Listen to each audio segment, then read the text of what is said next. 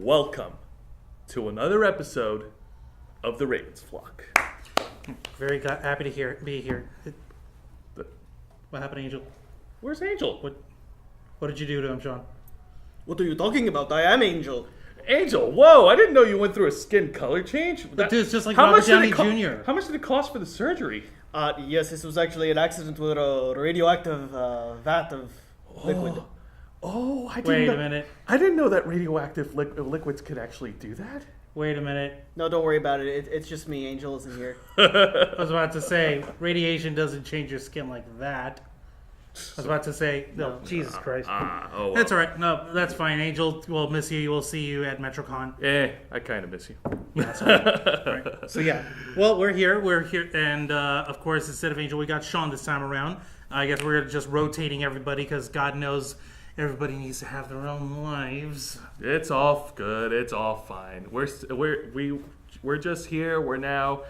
We came back from a wonderful weekend experience over at MegaCon Orlando. This is nearly a month ago. Yeah, which is nearly a month. Well, let's be nice. You're gonna date this video. This video is already dated by the time we get it out here. Let's be nice. It's been weeks. Since we like 5 or 6 weeks. Since we came back from a wonderful con experience. Don't touch me. At MegaCon Orlando at the Orange County Convention Center. Don't touch me. I was oversaturated by the thing. It was incredible. I loved everyone's outfits, and I loved the sights that I got to see, different guests and all. This was my first rodeo. Sean, you've been here before. You've been to MegaCon Orlando before. Yeah, it was a long time ago, but we've talked about MegaCon already. Yes, we have. So today we're going to talk about something else. Yeah, exactly. If you guys want to hear us hear any stories about MegaCon Orlando, tune into our latest episode of the Black Files. But for now, enjoy this wonderful con video montage.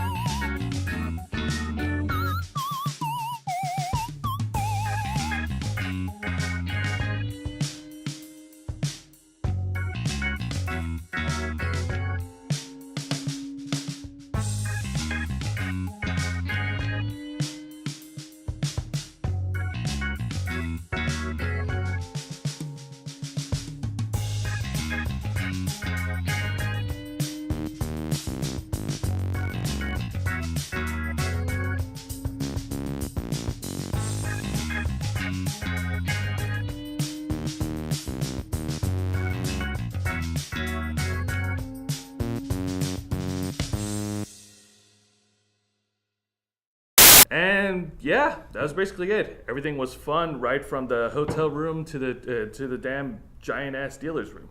So And they don't mean just giant ass or anything. You could fit several school gymnasiums in there. Yeah. Yeah. Like everyone who's ever been to high school, you could take the whole high school gym and you could put like 3 or 4 in a row and it would fit. Didn't I see like a couple people in there like with cameras and mics, like news reporters or something like that? I swear I did. Where?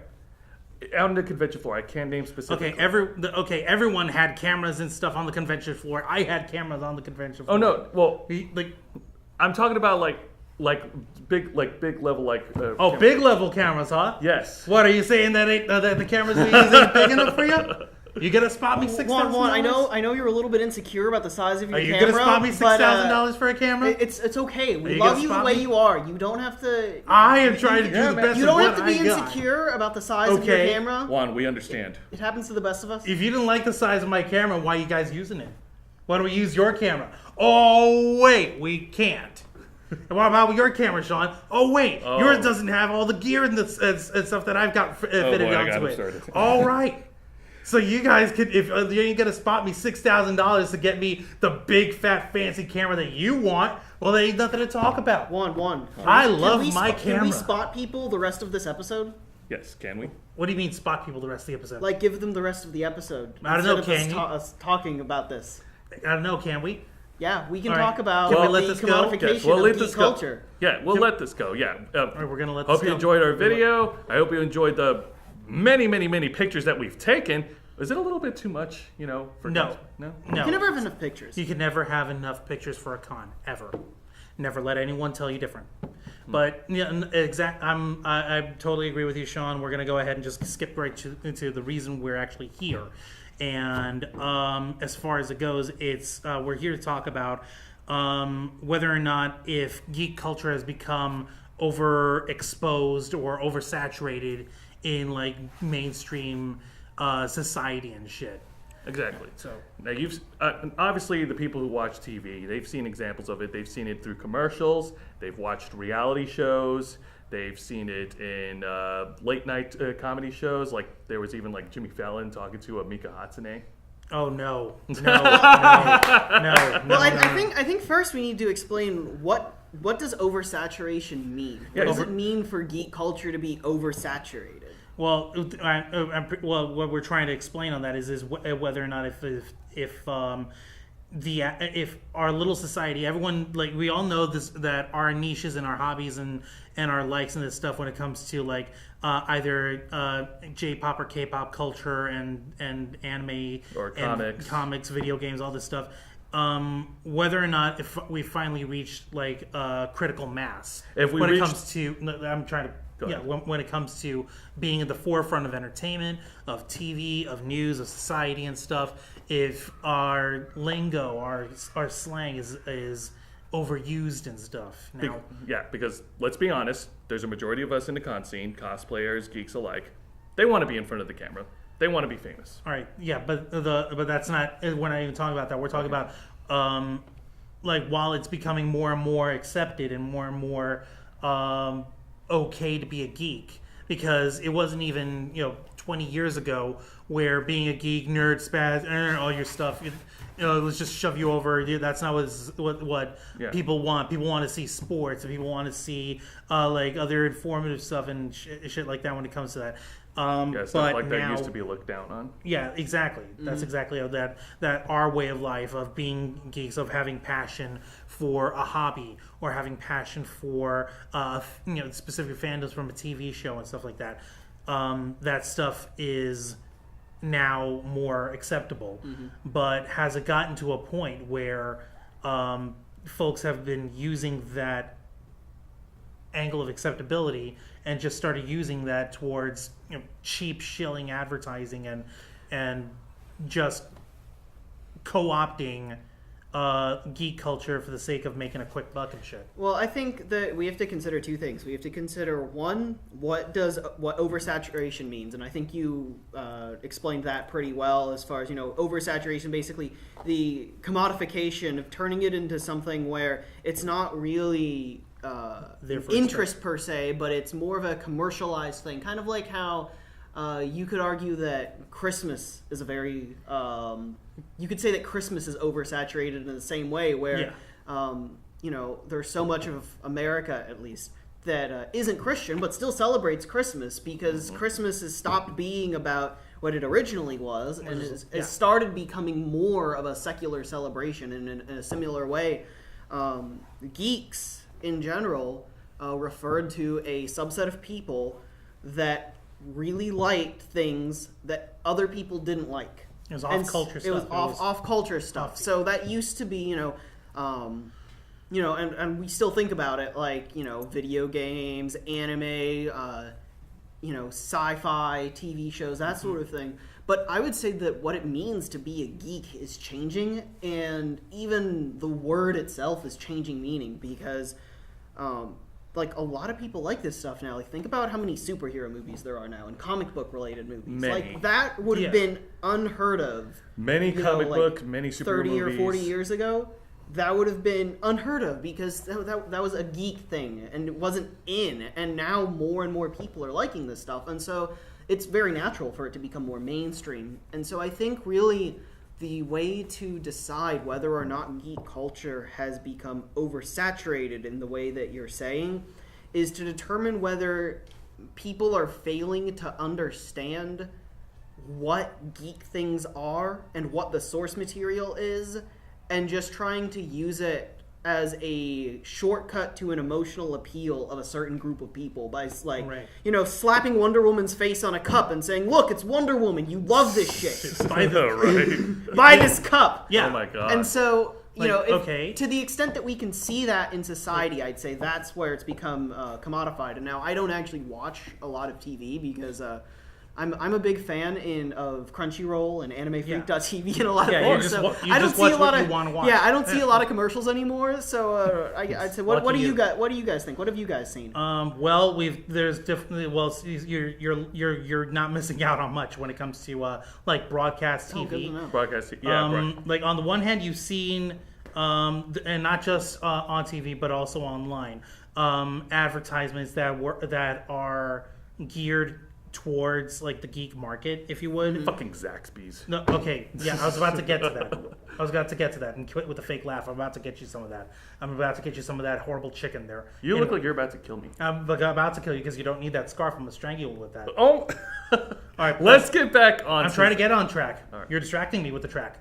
All right, but for example, everyone knows at this point the Arby's commercials that we've seen and the little Arby's advertisements that are made on Facebook specifically. Oh, those things are great. Yeah, I like those. those. Now that's clever, and that's actually on the one hand a very good example of trying to incorporate geek culture and trying to incorporate imagery and different styles and different fandoms and stuff for the sake of, hey, we know what's in, we know what's popular, we're gearing towards that, and we're not doing it in a way to condescend to people. We're saying that, hey, we understand this stuff here. This is us showing and putting a little effort into it by studying the stuff and actually making little ads. They've done stuff from Evangelion. They've done stuff from Pokemon, from Yu-Gi-Oh. Like you said, Mika Hatsune. They've made different little cardboard cutouts using their own French fry boxes and roast beef sandwich boxes, whatever, and carving it out of that. Mm-hmm. Now, it's clever because it's creative and it's not condescending. Mm-hmm. It's not just, hey, we're just shilling for the sake of shilling. Zaxby's, on the other hand, like you were going to mention, I only saw it. Well, I'm going to be honest with you. I only saw the commercial once, and that's how much I cared about it because it was horrible. I saw it more than once because I needed to study. There's this commercial from Zaxby's. Literally, someone in the most generic-ass looking outfit. All they did was a girl with a blue wig and some weird costumes saying, "Oh, I'm such a geek. I love Zaxby's." It's a disingenuous attempt to appeal to geek culture for the sake of selling a product. And on the other hand, whereas the Arby's commercial shows, actually putting effort and actually involving yourself a little bit in the fandom by studying and crafting something out of it and using that sort of imagery for the sake of putting forward your product, Zaxby's has a very what do we know all geeks look like? Okay, they love weird wigs and they love weird costumes, and they're working on their costumes at a Zaxby's. Have you seen anyone as a cosplayer working at a Zaxby's on their outfit? Would they be wearing their wig? Wait, hang on. Wasn't she also smiling the whole time? Exactly. Because cosplayers, they don't normally smile when they work on their cosplays. No, like Damus, Pixel Doll, Chaos Storm, every one of our cosplayer friends will be telling you, we're not going to be having Gideon chowing down on a crappy chicken sandwich that's a rip off of Chick-fil-A. Bro, they lose. Oh, wow, we love this chicken, while they're dripping honey mustard over the fabric. Are you kidding me?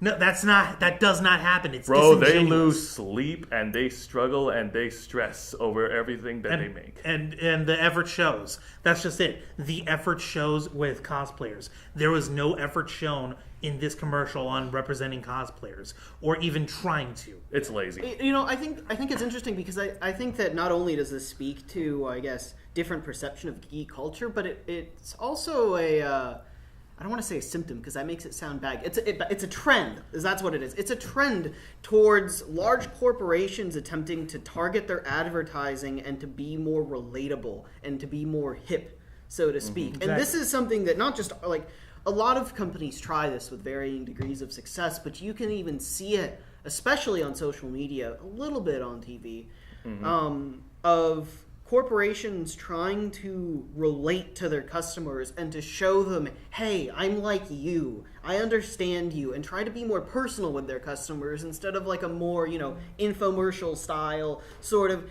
hey, this is what we have. It looks good, doesn't it? You should come here and eat it. And so I think that this overexposure of geek culture may not even necessarily be intentional because, as I said before, what it means to be a geek is changing.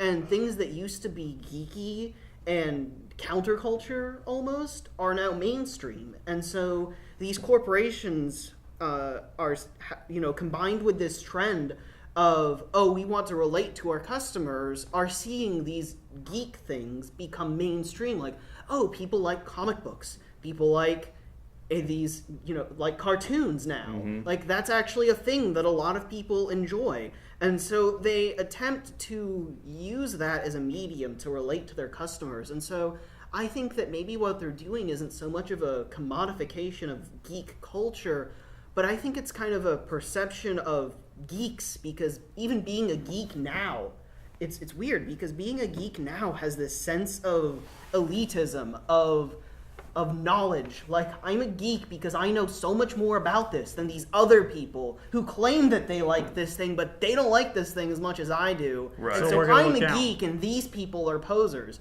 And I think that kind of attitude is what creates this perception of geek culture being overexposed, because they don't want to accept that they're becoming mainstream. Mm-hmm. Like, they want to be, on the cutting edge of culture. Exactly. But, if you like a thing, obviously there's some appeal to it. Some more people are going to start liking this thing. So I think that we can't even really blame corporations. I mean, we can blame them for making a shitty commercial. Don't get me wrong. Yeah. But I don't think we can blame corporations or really anyone in particular, for overexposing geek culture. It's just the fact of the matter is that and I say America because that's where we are, but what America likes is changing and evolving, and as other media becomes more and more accessible, especially through the internet, other people who may not have considered pursuing these geeky interests are exposed to it, whether they want to or not, and they may see that when they're exposed to it, like, oh, hey, this looks kind of cool, maybe I'll check it out, and then they check it out, and they're like, oh, wow, this is actually really cool, I like this a lot. Okay. So I don't really think there's a overexposure of geek culture. That's like saying, like, other people aren't allowed to like the things that I like. Right. Like, how is that? How can you overexpose that? Like, if you like something, you should want to share that with the world so that you have more people to talk to about this. So basically, it depends on the level of understanding of the person who's trying to promote such things, and it also depends on the level of understanding through your target audience. And I think that's part of it, but I think that the bigger picture is that that's not even a symptom of the overexposure of geek culture, but rather the lack of effort from corporations in researching their advertising material. It just so happens to be that as geek interests become more mainstream, that corporations are now starting to include these themes in their advertisements. And previously, corporations have always made awkward advertisements. Yeah. Always. Even before they started including superheroes and anime and manga and cartoons or whatever geek thing that you want. Yeah. They've always made awkward commercials. But the thing is, now that geek culture is getting more popular, they realize, hey, if we can incorporate this into our commercials, we can reach even more people. But, just like any other thing, they're not always very good at incorporating it in a way that seems genuine. No, they're not. No, it's not. Like, for instance, being happy and smiling at a freaking chicken restaurant. Bringing it all around to the point. Yeah. I totally understand what you're getting at there. And also we have like different, like you were going to say earlier, Jose, there was like other attempts at trying to bring this stuff into mainstream, like reality TV shows. Mm-hmm. Of course, we've had we've had Heroes of Cosplay, and thankfully it has died the slow death it deserves. We have the new reality show that's focused on cosplay and weapon props making. I don't remember the title of it, but it's like a contest, and it's actually more engaging. Really? Like I don't know if they do like battles or not, but what it is that it involves weapon props making. So So designing like actual prop designers and for weapons and stuff, and made it into a contest. Yes. Are you serious? Wow. No, it's really cool. It's really cool. But we've had stuff like this. We've also got the glaring sitcom of The Big Bang Theory. And you also have that's been around forever though. Yeah, exactly. That's not a recent phenomenon. No, but it's a lot of the stuff in Big Bang Theory. They try to refer to some of the characters being fans of geek culture and being fans of different stuff, but a lot of that sort of representation sort of gets muddled with your standard sitcom ploy of situational comedy and romance, and they get hooking up with this person and that person and everything. Mm-hmm. Yeah, but to reference what Sean said, for all we know, they probably don't do this, intentionally, just to spit on the whole. Yeah, no, of course, it's meant to be as a representation of something that people enjoy. Or rather, they don't do it any more intentionally than they do with any other subject. With any other subject, yeah, exactly. Right. I get you, but like the fact of it is that. We've seen this saturation of geek culture just getting much more and more prevalent as the years have gone by.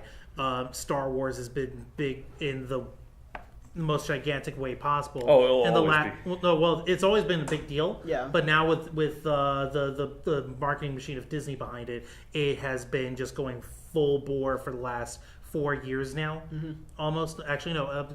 5 years now, and they've just been bulldozing everything in its path. You can't go anywhere without seeing something from Star Wars being sold or promoted.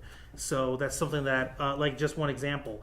On the one hand, it's great. Everyone who loves Star Wars, you can't knock on it. It's my number one fandom ever. I love it to death. All right. But like on the other hand, there comes a breaking point usually with collective society where when we're sick and tired of seeing something for a while, like not because we don't like it, but because it's just too much, but like I'm just wondering, are we reaching that point yet? Is there going to be a time where we're ever going to reach that point? Well, if so, what's going to happen? I mean, I think what's important to remember is that trying to classify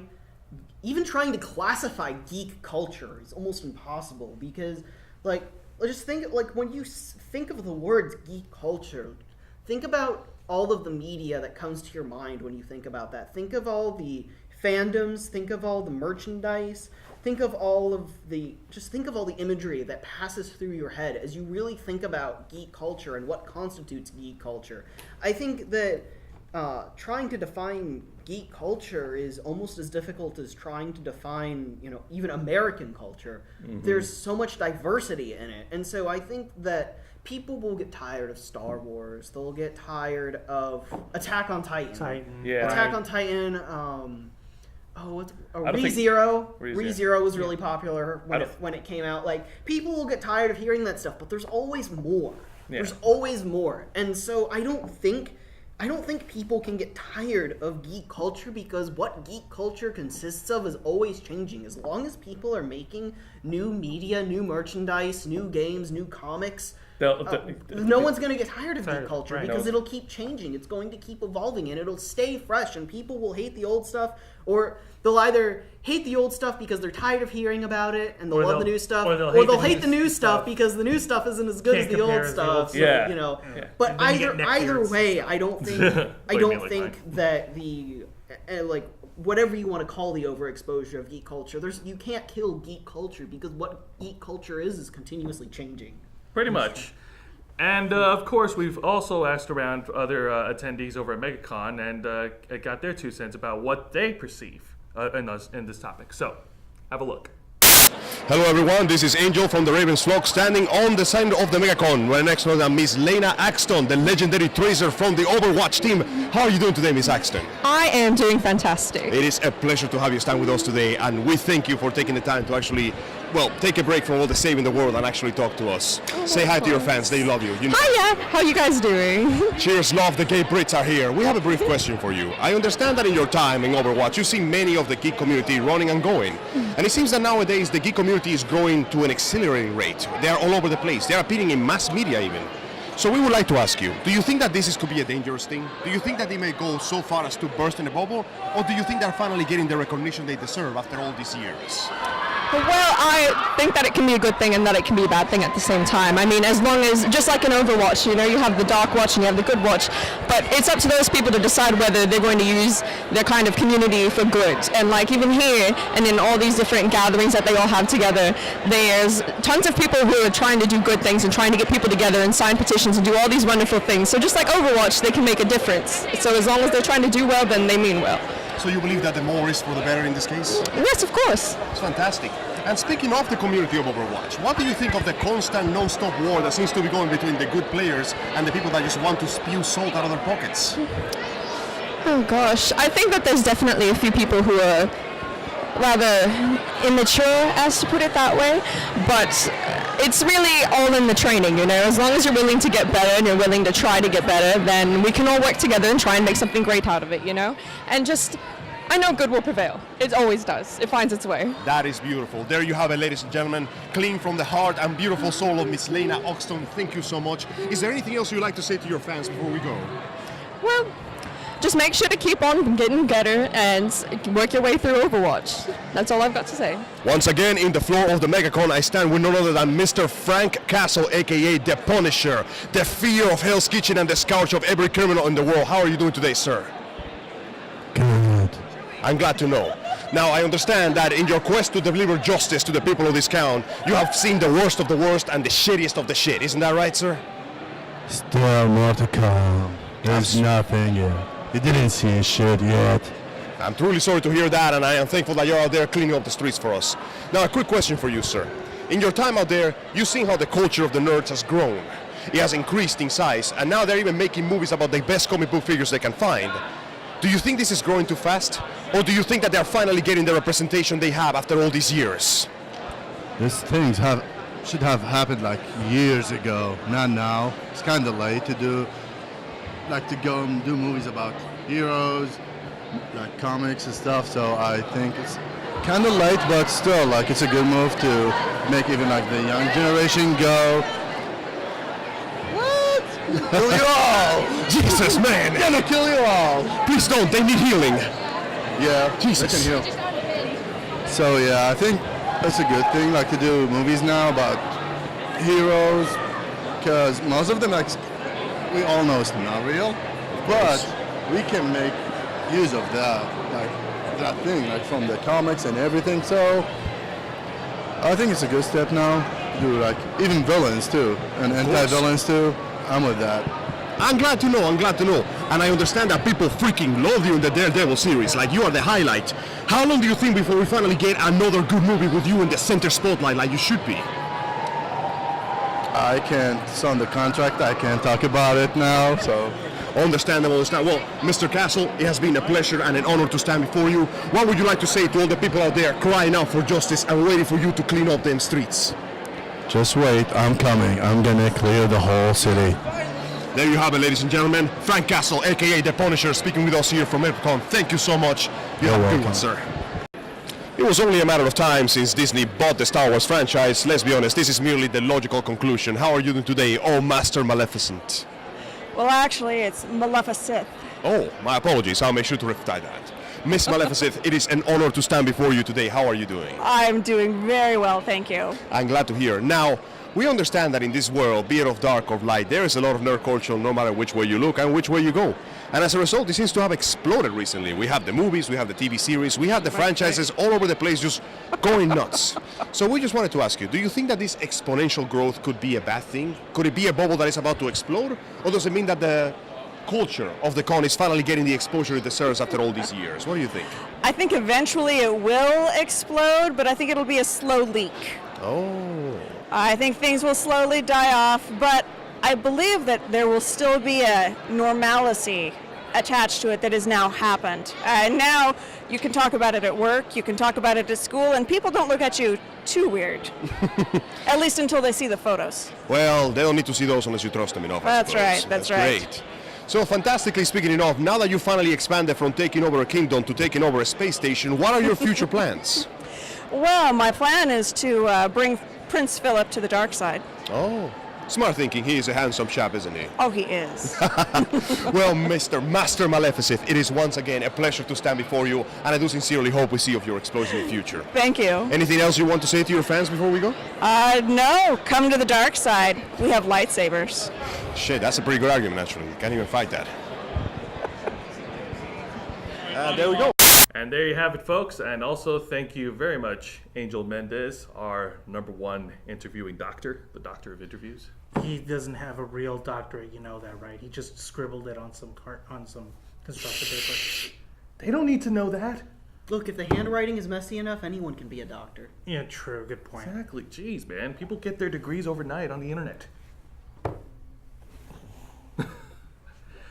So, anyways, so yeah. All right. Because you love us now. Screw you. All right. So I think we've all come to an agreement. There will be no stoppage of any of it because as long as there's people out there who still want more, and as long as we're given more geek stuff, more fandoms, more this or that, then there's never going to be any shortage. Yeah, which pretty much brings true to Sean's point, the general consensus at MegaCon Orlando. That's what basically people were agreeing upon. The only reason why I'm concerned about this stuff is because I love all these different things about our crew, about our, I guess you could call it a way of life almost. And I don't know. Maybe there's a part of me over here that feels, as like old timers would, quote unquote, that in our time growing up, enjoying this stuff, we were always looked down on and always chastised for enjoying this stuff. And now that it's cool to like this stuff and for everybody, that all of a sudden, so like, what does that mean for what we went through? When it wasn't all that cool to like this stuff, when it wasn't all that cool to like Dragon Ball Z and and Pokemon and Sailor Moon and stuff in the prime of our lives, because everyone who's coming into conventions these days come from all sorts of spectrum as far as our ages go, and I don't want to try to sound like the old fart who. This is our shit. No, but fine. The bit of it is that we're getting a generation now of fans who love this stuff, who love these different animes and video games and TV shows and comics and everything that we've grown up with, and they're being given the opportunity to enjoy this stuff freely. So I guess in a way I should really be glad about that. I should really be happy about that. That they don't have to face the same form of, I don't know, what's the term that I'm looking for? Discrimination? I guess so. Prejudice? Yeah. I guess so. Yeah. Discrimination. I guess that's the best way to put it. Yeah. Of enjoying what we like without being looked down upon for it. So a part of me is really, really glad and happy about this stuff because I got my little guy and he loved it. Everyone who's seen the photos and the footage of Jose and my son and like dancing with the new Team Rocket of the Pokemon games. What is it? Team Skull? Team Skull. Yeah. Skull. Yeah, there we go. Yeah. Like just dancing and enjoying yourselves and enjoying this stuff. I guess I do it for the fans. God the hell. Jesus Christ. Let me get my point out before we quit whoring. But the point is, like, my son's enjoying this stuff now. Kids his age are enjoying this stuff like nobody's business. One of my favorite cosplayers out there, and she goes by Crystal Mewpuff. A really great cosplayer from the Maryland, D.C. area. She's got a little girl of her own. And her daughter is the biggest geek you'll ever know. She loves video games. She got to dress up as what's her face, Rarity from My Little Pony, her favorite character. And having kids being able to grow up with this stuff and being able to enjoy this stuff without feeling left out or without feeling looked down upon for it, I guess that's something to be happy about. I still feel bad about it from my time on there, but it's not my time anymore. You know, I'm going to still enjoy this stuff and I'm going to still do my part to make sure other people enjoy it as well. Well, you know, the really amazing thing about it is, you know, I feel like a lot of the people who, you know, look down on geeks, you know, back when geek culture was closer to the stereotype that some people hold, is because, you know, it was harder to get access to that stuff. Like, that's why, you know, it was part of the reason why it was counterculture, so to speak. Yeah, but now it's so easy to share anything with the internet. So if you're interested in something and you want to share it with someone, it's so easy to just say, "Oh, here's a link. Go watch this video. See if you like it." So it's it's so easy to recommend anime to people. Just like, "Oh, I like this anime. Here's a link to go watch the first episode." Yeah. Like, and you know, you wouldn't have been able to do that. Like, you like Dragon Ball Z. It's like, "Oh, I love Dragon Ball Z. If you want to watch it, you'll have to tune in at 10 p.m. on Toonami on Monday, or you know, like whatever." And then it's like, "Oh, but you know, it's like this geek thing, and I don't care," and blah blah blah, blah or whatever. Right. I guess accessibility. It's so easy to see it, and so people are more like willing to give that a chance. And it's like, oh, you know, there's something to this. So I think it's really good to see that spread of information increase. And you know, like you say, you know, you kind of had to endure, you know, some shitty people growing up who made fun of you for the things you like. But now it's so easy to expose other people to that stuff. Supply and demand. You know, it kind of, you know, vindicates you all along. It's like, yes, I love this, and now you love it too. I was right all along. So you know, I should definitely revel in it then. Yes, exactly. You fell for it. Exactly. Revel in. Convert the others. Exactly. Bring more. It was me all along. Supply and demand. Okay, there's no supply and demand. Exactly. But now we do have a much greater supply and access to the supply, and there's equal demand for it. Exactly. So, there's plenty of people who will want it and more. So yeah, I guess so. I guess it makes a good point here. But yeah, no, I totally get your point here, Sean. So yeah, no, I'm definitely for it. I'm not so down about it anymore. What about you, Joe? Are you still down about it, or? Well, of course I'm down about it. It's all about, you know, getting with the times, because this is the year 2017. So we know what year this is. You've been telling people on the podcast. You've been telling people. Hang on. Let me emphasize it even more. It is the year 2017. Let me just. There we go. Get those numbers off my screen. The point that I'm trying to get is that yes, I know that there's new material out there, new animes, new stuff to watch, new stuff to play, and I'm glad that as an old timer like you, ain't that much older than me. You're still a baby. And I guess the argument could be for you. He's not that old. Well, he's not older. Well, okay, semi older. What? Well, the point being is that even though I'm more attached to some of the geek things from past generations, I have no problem whatsoever in adapting into the new things that are out there. So, as long as I'm having fun and I'm enjoying it, And as long as it's out there and available for you to consume, then and as long as I'm not smiling while eating chicken, well, I mean, who would smile and eat chicken? I'm sorry, man. If you're That's allergic. okay. All right, I'll take, Sean, you grab one end, I'll grab the other. No. Hang on, We can save it for after the episode. Guacho! You short? Guacho, look at me. I'm your brother. I think that's actually more of a reason actually to strangle you. So 10 galleons. All right. I hope you enjoyed our episode. Thank you very much for watching.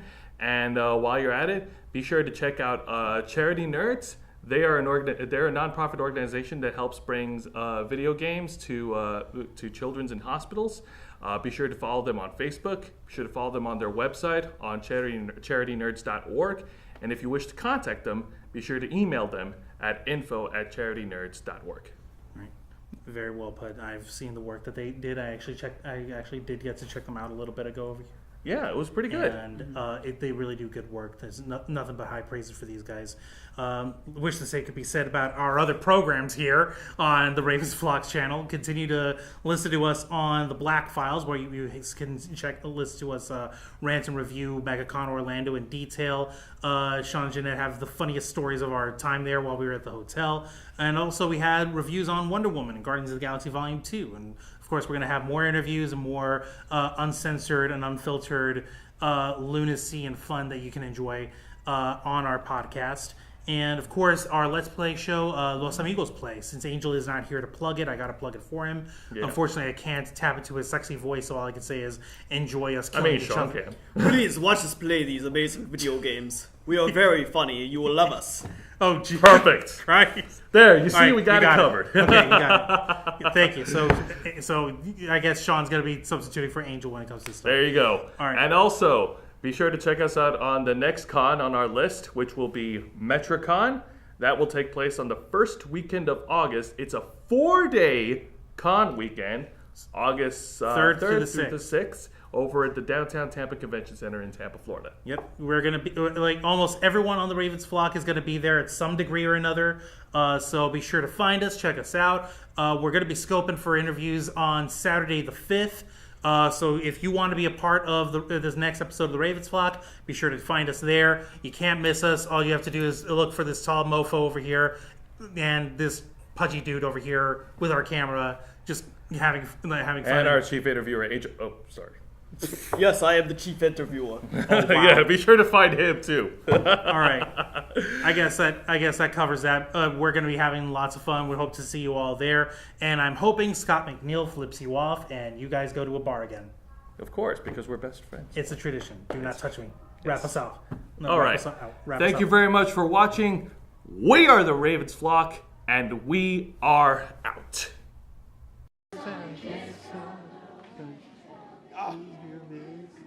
Hey. You should go back inside. Finish the big group sing. Get your kumbaya. The day you suss out what you do want, there'll probably be a parade. Tell me 6 bloody trombones. Spike. Look, you don't have to say anything. I touch the fire and it